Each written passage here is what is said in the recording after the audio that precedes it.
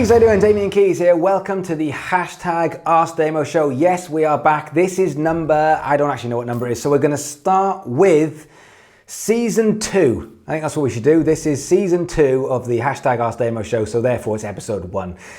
Things have changed. Things have changed a lot since I've done the last show. Social media is changing. Music industry is still changing. There's a bunch of stuff that's happening this week with the Music Modernization Act in America, which we'll be looking at over the next sort of few shows. Also, Spotify's potential changes. So I think it's time to bring the show back because I'm trying to make more content and I've kind of missed it. I've kind of missed you guys and I've missed the presents.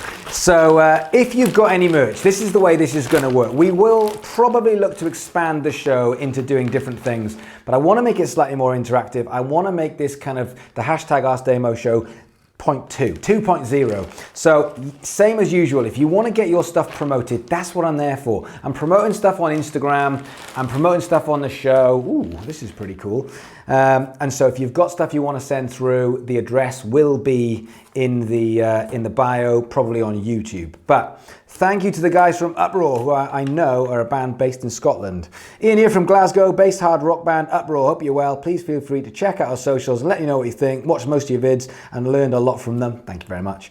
Enclosed a t-shirt, had to guess a size. I'm a size small, but that's all right. I'll wear whatever because I'm good like that. CD and sticker video to check out. Also, would like to invite you and a +1 to our show with ex-Man of War guitarist Ross the Boss in Camden Underworld. Oh, that's in London. I could probably get to that. I might take you up on that. I will need some more information, but hit me up. CD, go and check Uproar. We'll put all the socials into the actual video and we'll get some stickers. We're starting to build some stuff behind us, and I will do a picture for you guys for my story with some links of the band Uproar. Thank you very much. Brilliant. Love that. Right. We have questions. Morgan behind the camera is going to be asking the questions. 4 questions. If you're online on Instagram or Facebook, then feel free to join in.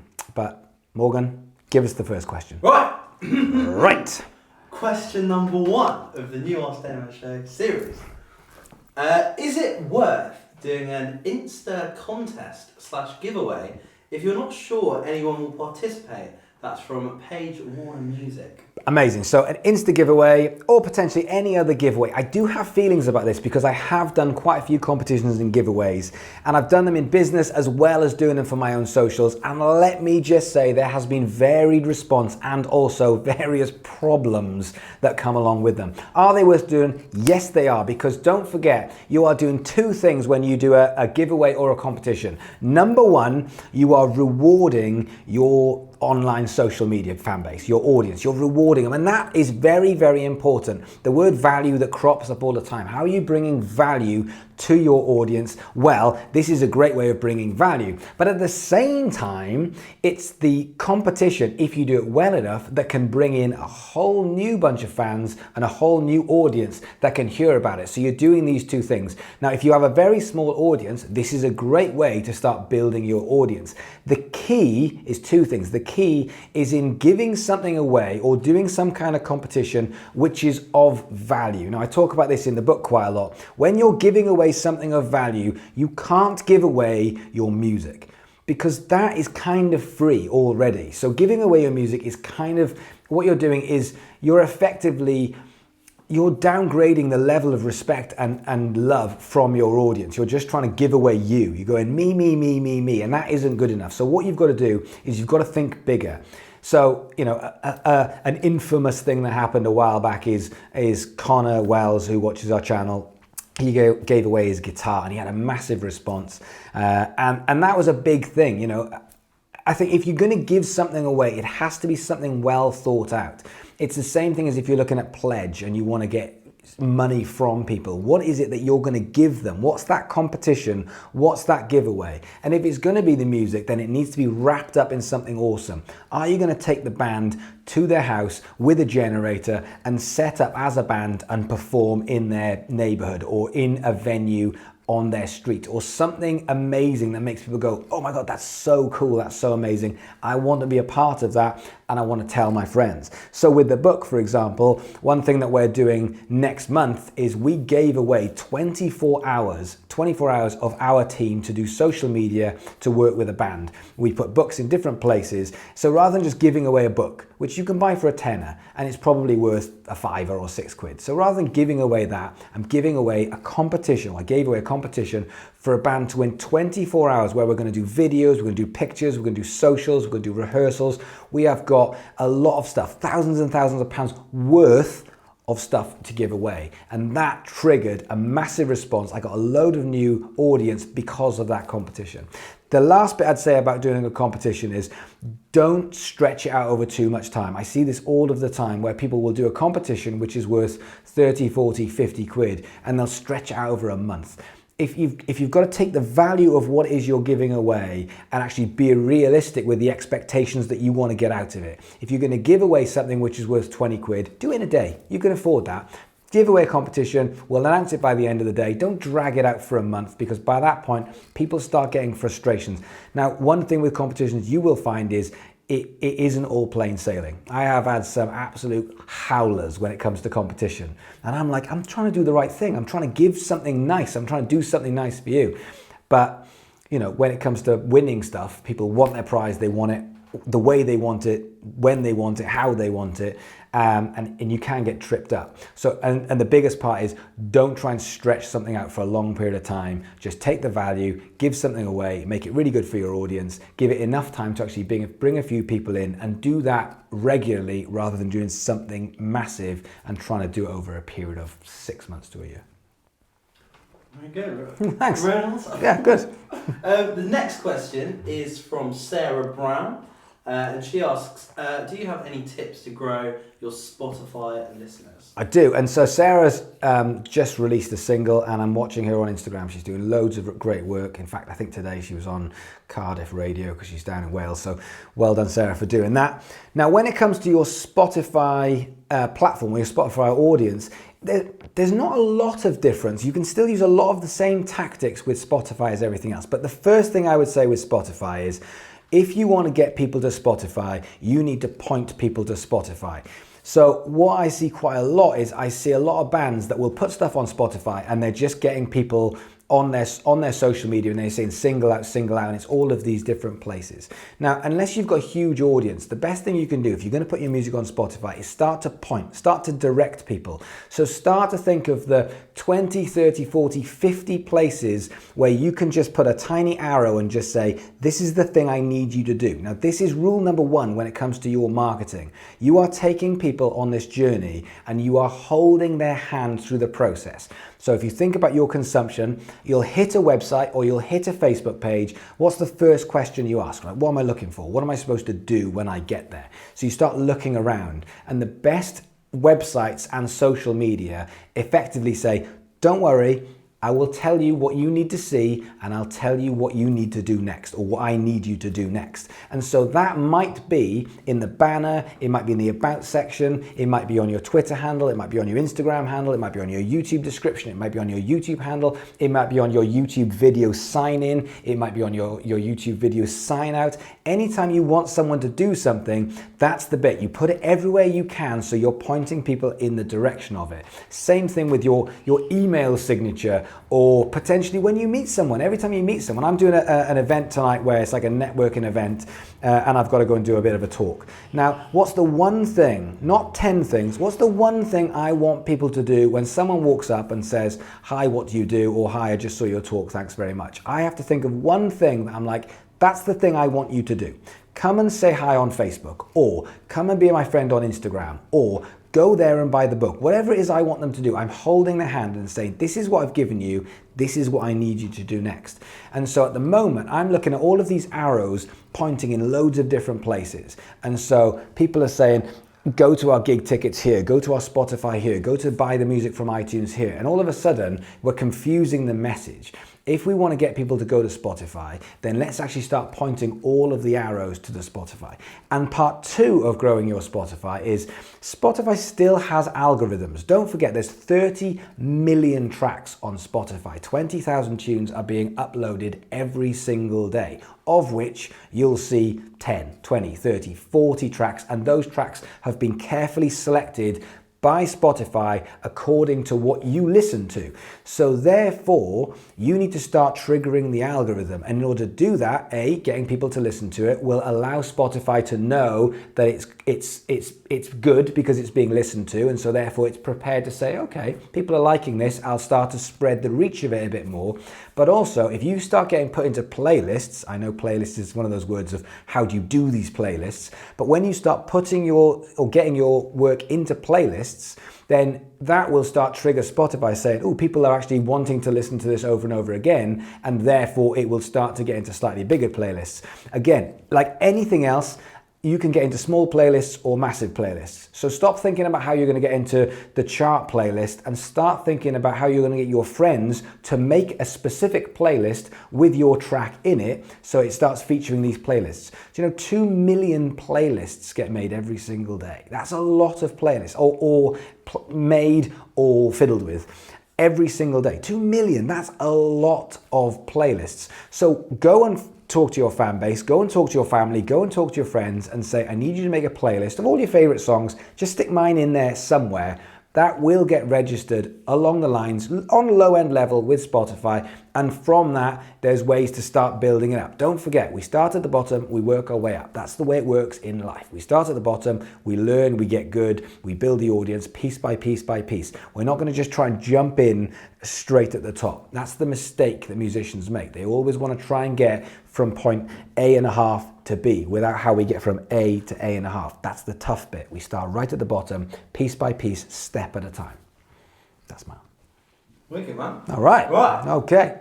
Question number 3 is from Amelia Shipton. Amelia, brilliant. And she asks, have you got any advice for young musicians taking a gap year? You mean a gap year? A gap year. A gap year. I do. So a gap year, depending on if you're going from A levels to university, is already telling me that you are doing one of two things. You are either taking a break from education because you want to go and find yourself and go and travel, or you are really going to try and do something and you've given yourself that window before kind of plan B kicks in. And then at that point you go, well, at that point I'll have to do this and something else. So, which is totally fine. But you're either utilizing that to go and find yourself in discovery and just go and see the world, or you're saying to yourself, I'm going to do this. It's very difficult when you do both together and you say, I'm going to go and travel and find myself and have some fun and I'll do a bit of music while I'm there. The way music works and the way careers work, especially in a creative field, is consistency, and it's a lot of work. Don't forget, this is such a challenging industry now to actually get this attention to break through this noise. And so in which case you need to, well, my advice is using your gap year in order to set yourself some deadlines. You've already got that deadline of a year with time, but set yourself some deadlines of what you want to achieve in that gap year. If you are spending every single day just the same way as you would if you go to work, or every single day that you would with anything else in life, if you spend an entire day saying, I'm going to work on this, I'm going to spend 1 year and see how far I can get with my career, then you've got a lot of time. A lot of time. One thing I hear a lot is time management. And I'm like, most people don't have a time management problem. They have a priority management problem. There's a big, big difference. We have a lot of time. And if you work an 8-hour day, well, out of 24 hours, do the maths. Out of 8 hours, you've still got, what's the maths, Morgan? Sorry. 16 hours, 16 that's hours, right. Yeah, that's right. I was working it out as you were saying that. So you've got 16 hours of time. And if you sleep for, on average, 6-7 hours, that gives you 7, 8, 9 hours worth of more time. Now, if you're not doing the work, that gives you loads and loads of time. So we all have a lot of time. It's what we do with that time. It's what we prioritize.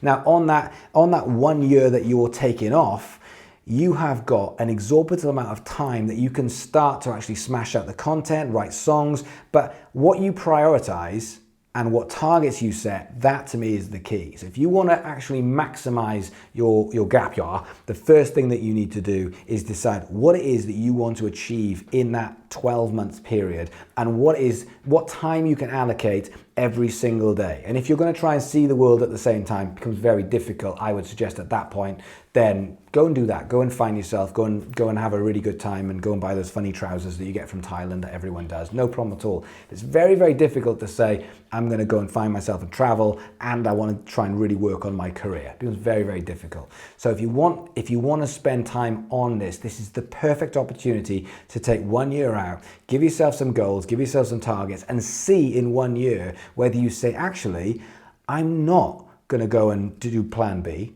I'm going to stick with plan A, because part of my plan A is now working, and I can see where it's going to get to over a period of time. So I'm a big fan of gap years. Yeah, me too. And then fourth question is touring versus social media. Which is more important / effective in promoting my band and growing my audience? That's from Kyle Vox, 1987. Kyle, so this is an interesting question.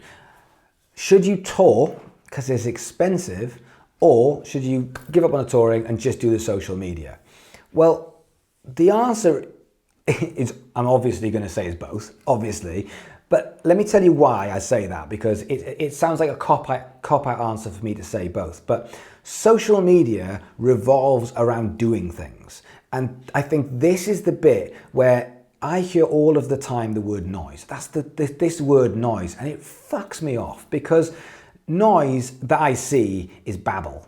It's conversational.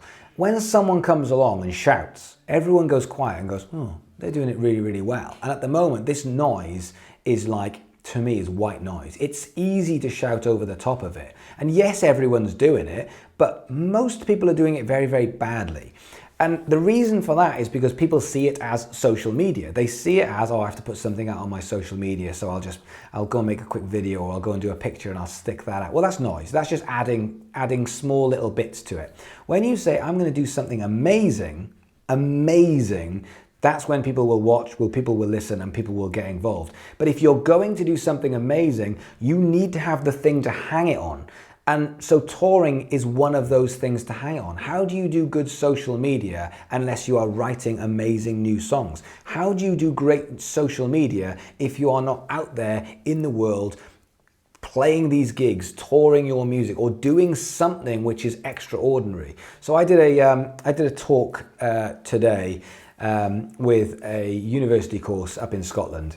And it was a Skype talk. One of the questions was, how do we actually, sort of from a PR point of view, how can we base our marketing content around an idea that is going to stand out from everything else? And I was like, well, that's what social media is. Your job is to stand out from everything else. So you've got to think bigger. You've got to find ways of actually, when everyone else is talking quietly, your job is to say, no, I'm not talking quietly. I'm pushing everyone out the way, and I'm coming in at a high level, because that's when people will pay attention. And that's what we're trying to do. We're trying to get people to pay attention. And in order to do that, you shout louder. Unfortunately, that's rude, but if you shout louder, people will take notice. They might not like you so much, but they will take notice. And that's your job as a marketer as well, is to do something that cuts through the noise, which is exciting. So an example is break a world record, or even try and break a world record. That is big. So if you're going to say, well, I'm going to go and make a song, write my song, and I'm going to go and perform my song. What I see all the time is someone just going, oh, right, okay, I've got my new single. I tell you what, I'll put it on social media. I will record it. So they set their phone up on a little tripod. They sit in their bedroom and they perform the song, and the radio is behind them. And then they go, that's the song. There it is. Well done. It isn't good enough. It isn't big enough. It isn't good enough. If you are doing it on your sofa with the radiator behind, with your mum in the kitchen, you're not thinking big enough. You've just made this song. Show that song the respect it deserves. Go and do something that makes people go, guys, you have to see this. Go and hire a speedboat and play the song at 40 miles an hour on a speedboat. Do something that's different. And for everyone who's watching going, oh yeah, but Damo, that costs money.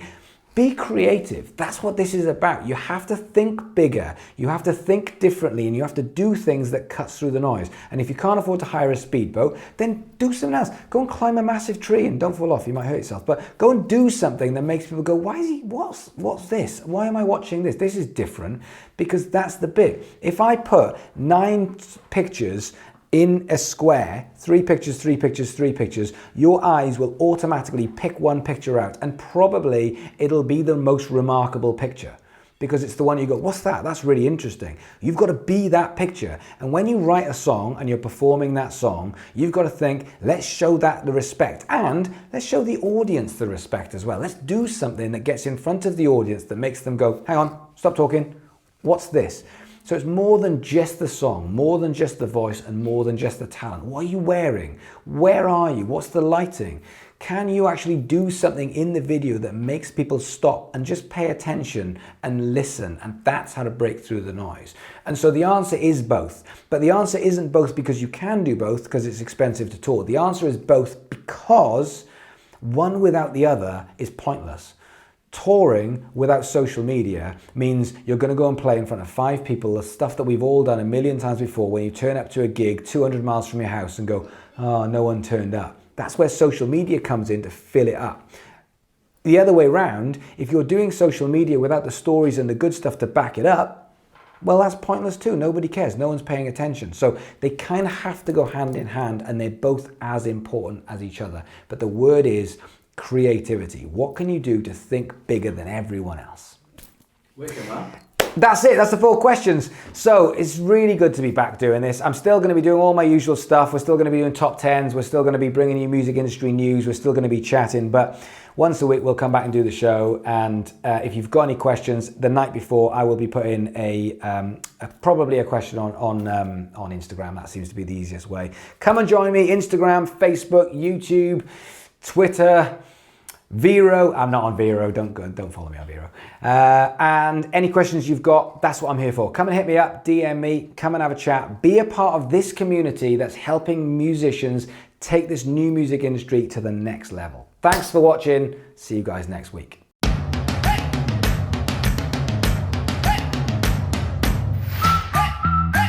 Hey!